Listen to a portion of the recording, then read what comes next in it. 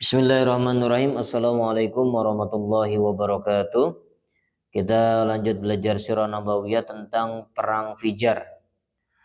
Pada usia 15 tahun meletus perang Fijar antara pihak Quraisy bernama Kinanah berhadapan dengan pihak Qais Ailan, komandan pasukan Quraisy, dan Kinanah dipegang oleh Harb bin Umayyah karena pertimbangan usia dan kedudukannya terpandang. Pada awal mulanya pihak Qaislah yang mendapatkan kemenangan, namun kemudian beralih ke pihak Quraisy dan Kinanah. Dinamakan perang Fijar karena terjadi pelanggaran terhadap kesucian tanah haram dan bulan-bulan suci. Rasulullah Shallallahu Alaihi Wasallam ikut bergabung ya dalam peperangan ini dengan cara mengumpulkan anak-anak panah bagi paman-paman beliau untuk dilemparkan kembali ke pihak musuh. Jadi catatan di 42 disebutkan di dalam kitab At-Tirmidzi dan lain-lainnya bahwa Abu Thalib juga mengutus Bilal bersama beliau. Tentu saja ini merupakan kesalahan yang amat mencolok sebab boleh jadi saat itu Bilal belum lahir. Kalaupun sudah lahir tidak bakalan dia bergabung bersama Abu Thalib ataupun Abu Bakar. Hilful Fudul. Pengaruh dari peperangan ini diadakan Hilful Fudul pada bulan Zulqa'dah, bulan suci yang melibatkan beberapa kabilah Quraisy yaitu Bani Hashim, Bani Al-Muttalib, Asad bin Abdul Uzza, Zuhra bin Kilab, dan Taimi bin Murrah. Mereka berkumpul di rumah Abdullah bin Juda'an At-Taimi karena pertimbangan umur dan kedudukannya yang terhormat. Mereka mengukuhkan perjanjian dan kesepakatan bahwa tak seorang pun dari penduduk Mekah dan juga lainnya yang dibiarkan teraniaya. Siapa yang teraniaya maka mereka sepakat untuk berdiri di pihaknya. Sedangkan terhadap siapa saja yang berbuat zalim maka kezalimannya harus dibalaskan.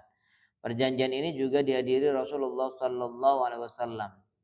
Setelah Allah memuliakan dengan risalah, beliau bersabda, aku pernah mengikuti perjanjian yang dikukuhkan di rumah Abdullah bin Juda'an, suatu perjanjian yang lebih disukai daripada keledai yang terbagus.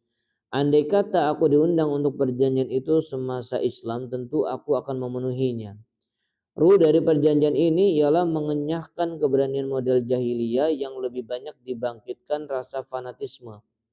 Ada yang berpendapat sebab dari perjanjian ini karena ada seorang dari Zubaid yang tiba di Mekah sambil membawa barang dagangan. Lalu barang-barang dagangannya itu dibeli Al-As bin Wa'il As-Sahmi. Namun Al-As tidak memenuhi hak-haknya dan juga mengkhianati sekutu-sekutunya yang lain dari Abduddad, Makhzum, Jumah, Zaham, dan Adi. Nah, oleh karena itu mereka pun tidak lagi memperdulikannya. Lalu orang dari Zubaid itu naik ke atas bukit Abu Qubaish dan memperdengarkan syair-syair yang menggambarkan kezaliman Al-As dengan suara yang keras. Saat itu Az-Zubair bin Abdul Muthalib lewat di dekatnya lalu bertanya, "Mengapa ada orang yang tertinggal?" Lalu mereka berkumpul di Hilful Fudul lalu menghampiri Al-As bin Wa'il untuk memprotes pelanggarannya terhadap hak-hak orang Zubaid itu. Padahal sebelum itu mereka sudah mengikat persekutuan dengannya. Nah di sini sekalipun perang Fijar ini berlangsung selama 4 tahun, namun masa berkecamuknya hanya beberapa hari dalam setiap tahun. Selebihnya mereka kembali menjalani kehidupan seperti sedia kala. Nah, mengembala kambing. Pada awal masa remaja, Rasulullah Shallallahu Alaihi Wasallam tidak mempunyai pekerjaan tetap. Hanya saja beberapa riwayat menyebutkan beliau biasa mengembala kambing di kalangan Bani Sa'ad dan juga di Mekah dengan imbalan uang beberapa dinar. Pada usia 25 tahun beliau pergi berdagang ke Syam menjalankan barang dagang milik Khadijah. Ibnu Ishaq menuturkan Khadijah binti Khuwailid adalah seorang wanita pedagang, terpandang dan kaya raya. Ia biasa menyuruh orang-orang menjalankan barang dagangannya dengan membagi sebagian hasilnya kepada mereka. Sementara orang-orang Quraisy memiliki hobi berdagang. Tatkala Khadijah mendengar kabar tentang kejujuran perkataan beliau, kredibilitas dan kemuliaan akhlak beliau, maka dia pun mengirimkan utusan untuk menawarkan kepada beliau agar berangkat ke Syam untuk menjalankan barang dagangannya.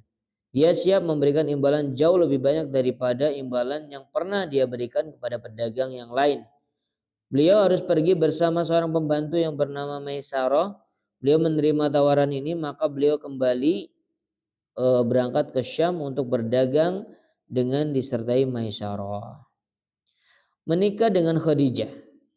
Setibanya di Mekah dan setelah Khadijah tahu keuntungan dagangannya yang melimpah yang tidak pernah dilihatnya sebanyak itu sebelumnya, apalagi setelah pembantunya Maisarah mengabarkan kepadanya apa yang dilihatnya pada diri beliau selama menyertainya.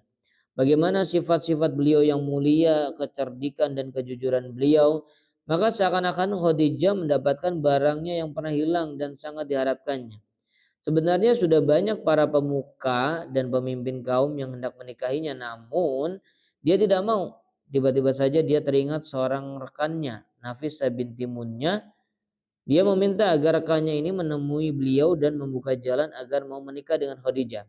Ternyata beliau menerima tawaran itu, lalu beliau menemui paman-paman beliau, kemudian paman-paman beliau menemui paman Khadijah untuk mengajukan lamaran. Setelah semuanya dianggap beres, maka perkawinan siap dilaksanakan. Yang ikut hadir dalam pelaksanaan akad nikah adalah Bani Hashim dan para pemuka Bani Mudhar. Hal ini terjadi 2 bulan sebelum beliau dari Syam. 2 bulan sepulang beliau dari Syam. Mas kawin beliau 20 ekor unta muda. Usia Khadijah sendiri 40 tahun. Yang pada masa itu dia merupakan wanita yang paling terpandang, cantik, pandai, dan sekaligus kaya. Dia adalah wanita pertama yang dinikahi Rasulullah Shallallahu Alaihi Wasallam. Beliau tidak pernah menikahi wanita lain sampai Khadijah meninggal dunia. Semua putra putri beliau selain Ibrahim yang dilahirkan Maria Al-Qibtiyah dilahirkan dari rahim Khadijah. Yang pertama adalah Al-Qasim, dan dengan nama ini pula Rasulullah dijuluki Abdul Qasim. Kemudian Zainab, Qasim, Zainab, kemudian Ruqayyah, kemudian Ummu Kulthum, kemudian Fatimah dan Abdullah. Jadi ada berapa? Qasim satu, ya. Sorry, maaf. Ya, Qasim, kemudian Zainab 2, Ruqayyah 3, Ummu Kulsum 4, Fatimah 5, dan Abdullah 6. Abdullah ini dijuluki At-Thayyib dan At-Thahir. Semua putra beliau meninggal dunia selagi masih kecil, sedangkan semua putri beliau sempat menyumpai Islam dan mereka masuk Islam serta ikut hijrah. Hanya saja mereka semua meninggal dunia selagi beliau masih hidup, kecuali Fatimah. Ia meninggal dunia selang 6 bulan sepeninggal beliau untuk bersua dengan beliau.